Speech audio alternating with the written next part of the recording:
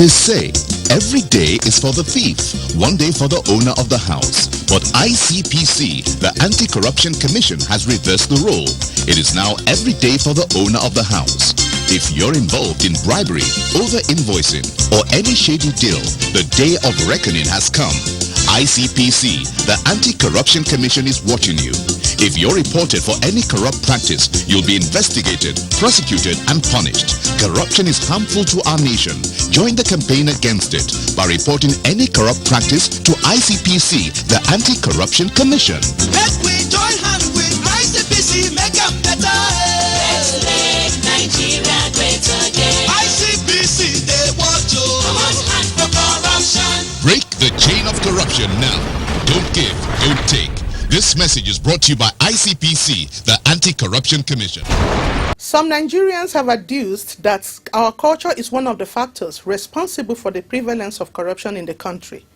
They say Nigerian culture facilitates corruption. Spraying money at parties or burial ceremonies, giving gifts to chiefs and others for services rendered, or as a show of gratitude have all become normal, an avenue to show off in Nigeria. We have also accepted the culture whereby people in high places are worshipped and not subject to the normal due processes that should obtain. We no longer question how people accumulate wealth. The wealthier you are, the more honor is bestowed on you. This week, we shall be examining whether some aspects of our culture engender the spread of corruption. Welcome to Corruption Must Go, ICPC's weekly television program. I am Hawa Garba. Also on today's edition, we bring you the latest stories on anti-corruption, ethics, values, and more. First, Ruth Awodi is on standby to bring you the latest updates on the happenings around the Commission.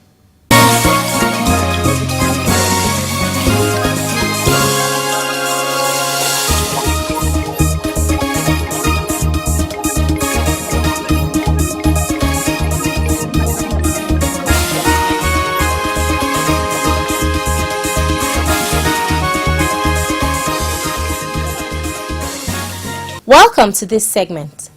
ICPC has dragged the Deputy Director in the Federal Ministry of Works, Mr. Mohammed Musa Abimiku, to court for embezzling 4.5 million naira belonging to the ministry. Abimiku was charged by ICPC alongside an Assistant Director in the ministry, Mr. Micah Paman, who was the chairman of the ministry's Anti-Corruption and Transparency Unit, ACTU, before Justice A.O. Adeniyi of FCT High Court 20, Apo Abuja, on a 10-count charge bordering on using their offices to corruptly enrich themselves. The counts disclosed that Mr. Abimiku, as head of special duties of the ministry, received 5 million naira meant for the celebration of the World Anti-Corruption Day in 2014 through his Diamond Bank account, and diverted 4.5 million naira out of the money to his personal use, and in conspiracy with Mr. Paman made false retirement claims. The defendants pleaded not guilty to the charges. The trial judge, Justice Adeniyi, granted them bail in the sum of 10 million naira each, with a surety in like sum who must not be less than an assistant director in the Civil Service of the Federation or FCT and resident in Abuja. The matter was adjourned to 26 February 2018 for trial. The British government has lauded ICPC for curtailing the scourge of visa racketeering at the British High Commission in Nigeria. The Regional Manager for Africa, Immigration and Enforcement, British High Commission, Mrs. Nicola Mars, made the commendation when she paid a courtesy visit to the Commission recently. Mrs. Mars, who was in the company of the Regional Capacity Building Manager for East and West Africa, Mr. Liam Harrison, said that the High Commission had recovered very few cases of visa-related fraud since its collaboration with ICPC began in 2013. She went on to reveal that the High Commission was set to revalidate the ongoing collaboration with a draft Memorandum of Understanding for consideration by ICPC. With this revalidation, the British High Commission will be donating some evidence recording equipment, an operational vehicle, and remodeling of the detention facility of the Lagos State Office of ICPC. Also included in the MOU are local and international capacity building and training programs to support the Commission. In his response, the acting chairman, Honorable Bako Abdullahi, appreciated the good gesture of the High Commission while affirming that ICPC was poised to always do more of the good work as operational resources are placed at its disposal. ICPC has secured conviction against one Chisom Alex for using the internet to fraudulently swindle unsuspecting Nigerians of their money. The 36-year-old Chisom was dragged before Honorable Justice A. Enebeli of a Rivers State High Court sitting in Port Harcourt after one of his victims, a student, sent in a petition to the Commission alleging that the convict had swindled her of 250,000 naira. Investigations also reveal that the convict had also defrauded a banker of another sum of money. ICPC, in a 2-count charge, accused Chisom of fraudulent receipt of property. Chisom pleaded guilty to the charges, and the trial judge in his ruling stated that the accused had demonstrated remarkable remorse for the offense by refunding the respective victims and also saved the court's precious time by pleading guilty. He therefore sentenced the convict to community service while warning him to steer clear of a life of crime. That will be all on this segment. Corruption Must Go continues.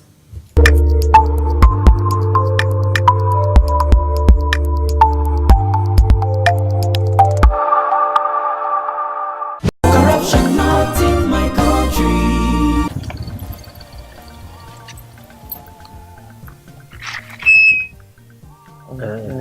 Now, yeah. Yes, Oga. Okay. Where I go come find 300 naira change? I better look for change now. When you do business. Hey, Timmy. I did, bro. I be. I beg, give me 200 naira. Make I take sort out this guy. If let's say no get change. Take it, give us. I said 200. Give her 100 naira. Yeah. Okay, I agree to pay 200 naira. How much you think they carry people from that place we carry on the chair? Oga. Why they touch me? Now 100 naira. He agreed to pay. Because that was what you said was the fair. Why you not go pay you? Why you they extort your customer? You see this corruption, what would they hear for news? They see for people everywhere. Now be this so. This is corruption, not in our country. Stop corruption now.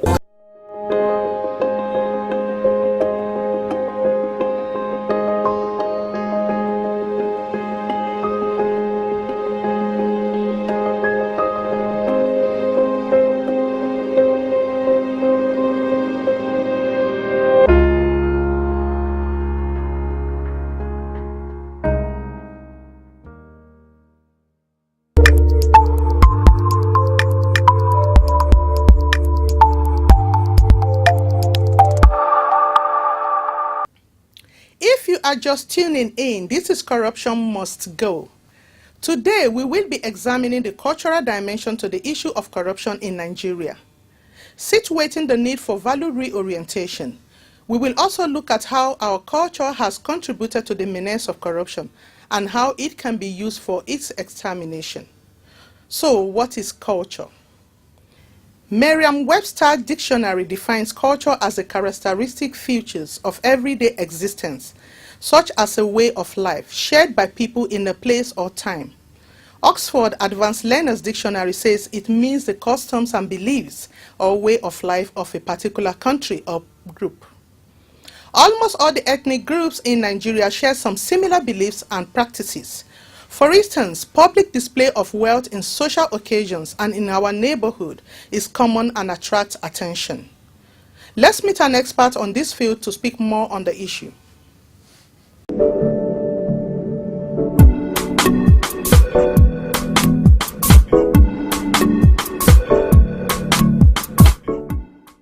Thank you, sir, for joining us on Corruption Must Go. Thank you very much for having me. Today we are looking at our Nigerian culture and corruption. Sir, what is culture? Well, culture is talking about the entire way of life of a people, and it has two dimensions. There is a material culture reflected in the technology, in the artifacts, in the material aspect of the life of a people. For example, the kind of house they live, the kind of tools they use, the kind of utensils they use at home, the kind of clothes they wear. Then there is also the non-material aspect, which is the ideational aspect. It is about their religion, it is about their philosophy, it is about their norms and values. When you put these two together, what you have is what we call culture. The concept of culture is also universal and relative. It is universal because in every human society, certain aspects of culture are universal. For example, the issue of family, the issue of religion, the issue of marriage, they are all over every culture. But it also varies because the way we arrange our family system and our marriage system is different from in other societies. In some, it is monogamy. In some, it is polygamy. So the concept of culture is relative also. The culture is also very dynamic. It is not a fixed thing. It really evolves with the lives of the people. And therefore, it changes and the people's way of life also change. Do you think some aspects of Nigerian culture encourage the spread of corruption? Yes, certainly. Some aspects of the Nigerian culture encourage the spread of corruption. And we can really make specific examples. That is, since the coming of colonialism and the imposition of a capitalist system, there is a value system which encourages the accumulation of wealth at all costs and by all means. And then what people are interested in is simply to acquire wealth. In the course of this wealth acquisition, they don't care how they do it. They say just let the end justify the means. And incidentally, it's not just individual perception, but even at the level of society. Once I make money, people are willing and ready to celebrate with me. They will say, I will have to come and wash it. People don't ask the question, how did I make the money? So really, that is an element of the value system of our culture, which really encourages people to acquire wealth at all costs and by all means. There is also the issue of greed. You know, greed in the past, before the coming of colonialism, the African system used to be communalistic. We live in communes of family and groups. A neighbor does not keep excess food while a fellow neighbor is hungry. He will share what he has. But now we have imbibed this culture of individualism. Everybody is on his own. And therefore, I don't care about what is the condition of my neighbor. What is important for me is for me to make it. So it has encouraged greed, and people have really become so selfish, and have also gone ahead to accumulate wealth without consideration. And therefore, a lot of vices have now crept in. For example, the vices of cheating, the vices of corruption, and so on, have become so passive. And then there is also this one that has been turned upside down, this issue of gift. In our tradition, there is really appreciation. If somebody has done good to you, you can appreciate. The cultural context in which that one does, it is not really to bribe or to influence you, but it's really a show of appreciation. But of course, that has really been turned upside down. And people go to give bribes and disguise it as giving gifts, which in the real sense of the word, it's not gift, it's corruption, because it is about inducing somebody to do a particular thing which ordinarily he or she would not do. And to that extent, you see the influence is there. In your opinion, sir, what can be done to curb this? Yeah, a lot of things can be done to eradicate or possibly minimize corruption. Since it operates at the level of our culture, particularly at the level of our values, the non-material aspect of our culture, we can really address corruption through some reorientation. A reorientation that is not really superficial just in terms of campaigns here and there, but a reorientation that is fundamental, which really starts from the family. The family is a primary unit of society. It is where we are all born into. It is where we are socialized to understand the norms and the values of society. And I think the problems are also at that level. At that level, you have that parents put enormous pressure on their children to succeed, even without due consideration to hard work and so on. And parents, even on their own, will go, for instance, and buy grades for their children, because there is so much emphasis on really achievement without corresponding emphasis on hard work. And therefore, at the level of the family, we must begin to inculcate a culture for respect, a culture for brotherhood, a culture for integrity, a culture for accountability, a culture for transparency, and so on. So we need an orientation where at the level of the family, this is what we do. at the level of our religious institutions, the church and the mosques, you know, religion is all about morality. It is really supposed to teach people morality, to do virtuous and to avoid vices. Unfortunately, they have also been badly affected by the prevailing culture of the society. For example, there are pastors and imams that are more concerned with material things, worldly things, money. And that is why you see that over time, religion has been systematically manipulated to achieve selfish interests. And therefore, we need to really go back to the basics, go back to the fundamentals. Let religious leaders inculcate religious values. Values which are really humanistic in nature. Values which encourage virtues, which encourage integrity, which encourage honesty, which encourage truthfulness, which encourage accountability. At the level of civil service, at the level of private organizations, leadership must lead by examples. They must not say one thing and really come to do another thing. So fundamental reorientation is required. That really touches on all the gamuts of society, beginning with the family, getting to religion, the mass media, and also in our public institutions. I think we also need to do that. But beyond that, you also need to enforce all the necessary regulations in place. Nigeria is a country where all the regulations are there, but it is really problem of enforcement. Because in human society, human beings behave differently.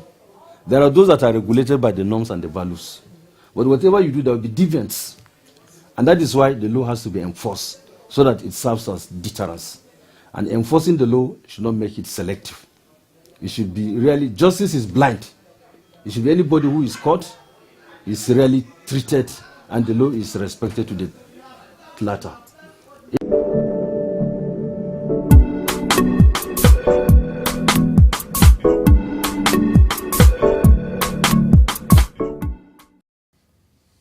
A cross-section of Nigerians were asked to share their views on this issue. Here is what they have to say.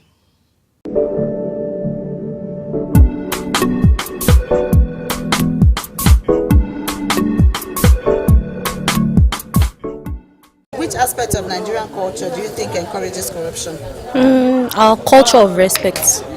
The way things are, especially in this country and Africa to be precise, elderly people are meant to be respected, but at the same time, as expected, elderly people are meant to be more mature than the younger ones. So when the younger ones are doing what is wrong, they are meant to be corrected by the elderly people. But at the same time, I feel the elderly people should help to promote better mode of conduct and other things, especially when it's doing the right thing. I feel the elderly people should help the youths out. There's so many things that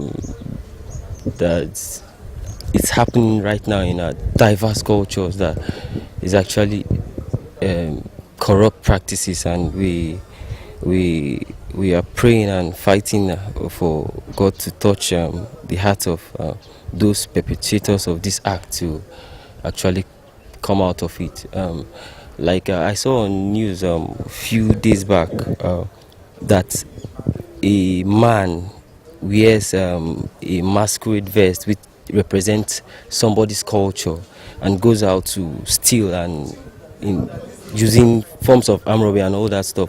So culture, to some extent, leads to crime and corruption. Cultural practices can lead to corruption. What aspects? To a large extent, because the Nigerian culture encourages nepotism. People see a corrupt person that is from their own part of the country as their own brother, and they overlook what the person is doing, even if he's doing the wrong thing. And sometimes when the person has evidence, has accumulated a large sum of money, and the person showers it on people, they are even given titles, they are being honored, they are being idolized, and that leads to other people to also follow suit and become corrupt. In your opinion, what can be done about this? I think people should be asking questions. If suddenly somebody has become rich, the person should be asked. People should investigate. How come? How did he get the money?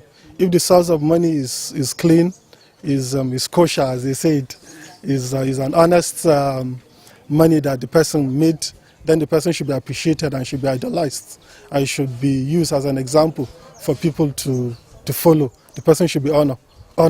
But if the source of wealth is questionable, then such a person should be penalized. If necessary, should even be imprisoned. You know, since culture is actually a way of life, and the way we live, our consciousness is culture, is consciousness of the society, and the way the people go about what they value can actually lead to corruption or make people or discourage people from corruption. And such aspect is the way we celebrate our people when I think it's very easy for people these days, unlike before, when I think that there was a sense of responsibility to the custodian of the cultures. People are not celebrated, or except they know the kind of things you do, and you might not even be rich, but you are celebrated. But I think these days, reverse is the case.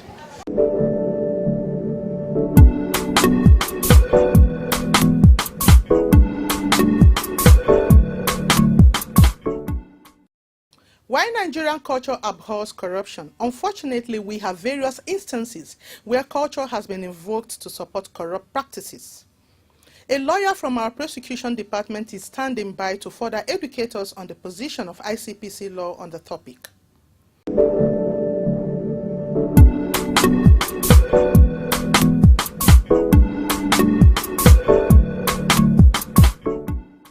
This is a very interesting question. I'm very sure you must be familiar with the saying that has gained notoriety today in Nigeria about the so-called Nigerian factor. This is a popular belief that you can do certain things and get away with it because of the prevailing norm or way of behavior in a particular section of the society. It will surprise you to know that the ICPC Act frowns at any act that shows a lack of integrity. And so for that reason, it is not an excuse, as far as the law is concerned, for anybody to engage in any act of corruption and seek to blame it on the prevailing culture or the prevailing practice in a particular place or at a particular time. I'll give you a couple of examples.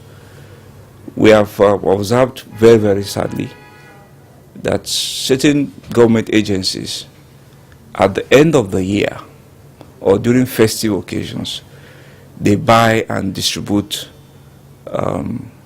rice, goats, rams, and what have you to their staff and even to other members of the public under the excuse that this is the Salah or the Christmas period. Some of those expenditure you find they are not budgeted for, and they are just a way of mopping up funds within the system. A number of people have been investigated and are currently being prosecuted for that activity. We have also found that quite a number of members of the public also use the excuse of these festive occasions to present gifts in the form of bribes to public officers under the excuse that they are celebrating occasions.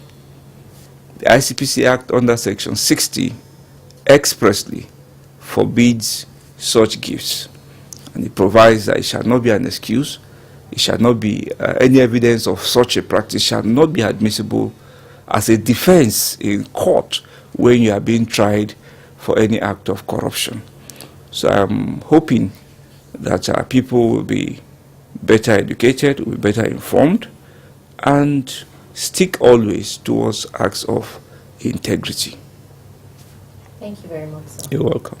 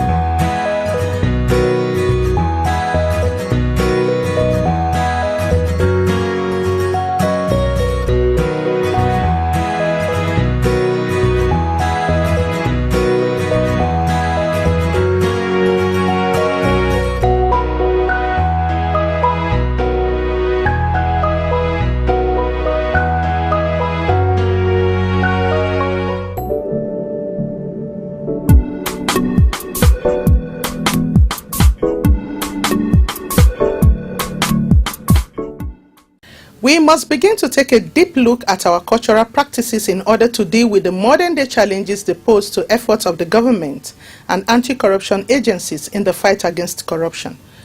Traditional rulers have a role to play here. They must begin a process of reorientation of their subjects in order to bring redemption to the country's national character and image. Remember, employment into the Nigerian public service is not for sale, and giving money to secure employment is an act of bribery. Both the giver and taker, when caught, will be liable to prosecution. ICPC urges you to report any illegal demand for money in relation to employment. That's our package on this week's edition. You can make inquiries and suggestions via our toll-free numbers as shown on the screen. You can also watch the program on our YouTube channel, www.youtube.com/ICPC Nigeria. I am Hawasani Garba. Thank you.